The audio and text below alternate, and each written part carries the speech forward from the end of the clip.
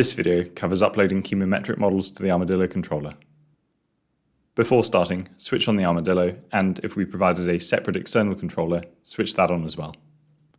Access the controller user account and ensure that KeitSpec is open with your working project.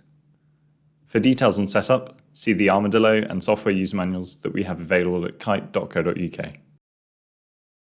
I have our software KeitSpec open, and I'm running in simulated mode, but these instructions will be exactly the same as if you were running in normal mode. I can confirm that I have a project open because the file name of the project is recited in the title bar.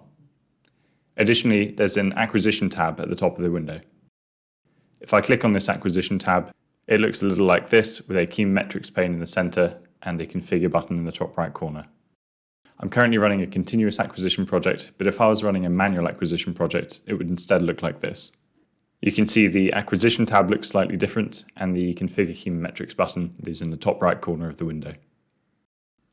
It is worth noting at this stage that for very large project files, uploading new models can be time consuming. The reason for this is that KeitSpec has to recalculate all of your old data according to the new models. And so for especially large project files, we've seen this take hours or even days. Our recommendation is that if you've been collecting spectral data for over a month, you start a new project by navigating to the purple folder icon in the top left-hand corner of the screen and selecting New Project. Alternatively, set aside some time for KeitSpec to perform these calculations. In any case, click Configure. You'll be greeted by this Chemometrics editor pane. From here, adding a new model is fairly straightforward.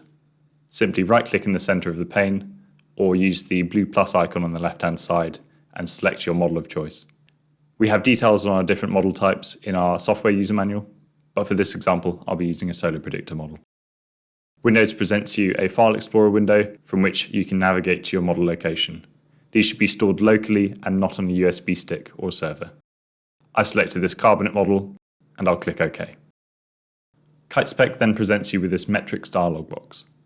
I only care about this carbonate metric in grams per litre, and so I'm going to deselect these other metrics. The effect of deselecting metrics is that they won't be plotted and they won't be output to your DCS. Click OK. Deleting a model is also straightforward. Simply right-click and select Delete this model.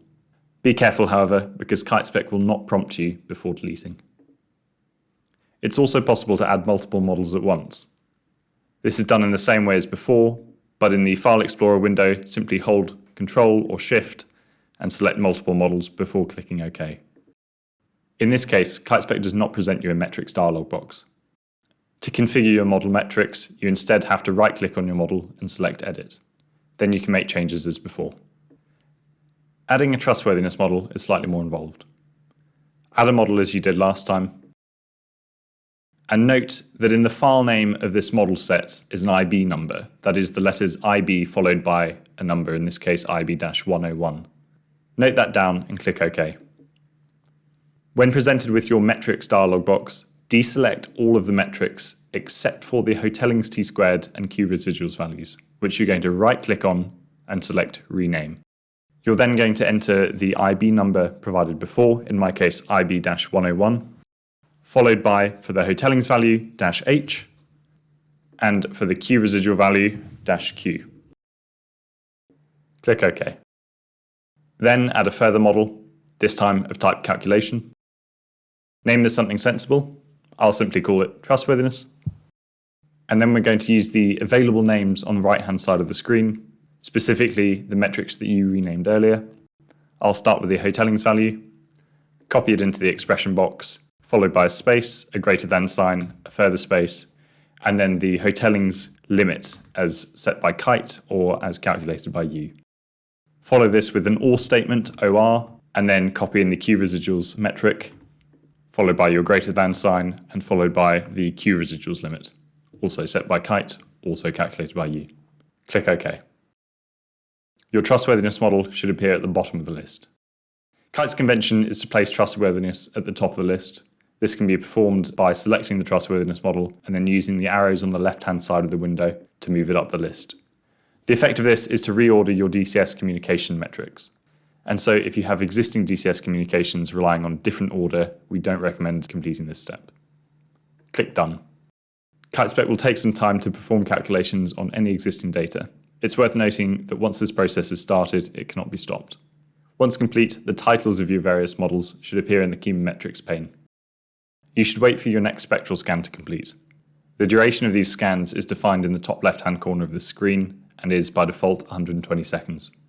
Once complete, your Chemometrics pane will populate with predicted values. It may be worth a sanity check at this stage if your IRmadillo is measuring your process to see if these numbers are sensible.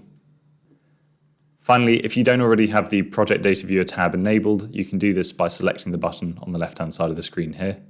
This will reveal a new tab called Project Data Viewer, and this window is quite useful because it plots out your model predictions over time.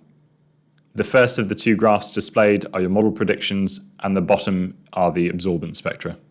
On the right-hand side of the top graph, there's a legend, and we recommend deselecting the Q residuals and hotellings values that you renamed earlier. This will not affect your DCS communications, but it will make this graph slightly easier to read. You should now be able to upload chemometric and trustworthiness models to KeitSpec. If you have any questions, please contact us using support@keit.co.uk. You can also access our user manuals using the link on screen.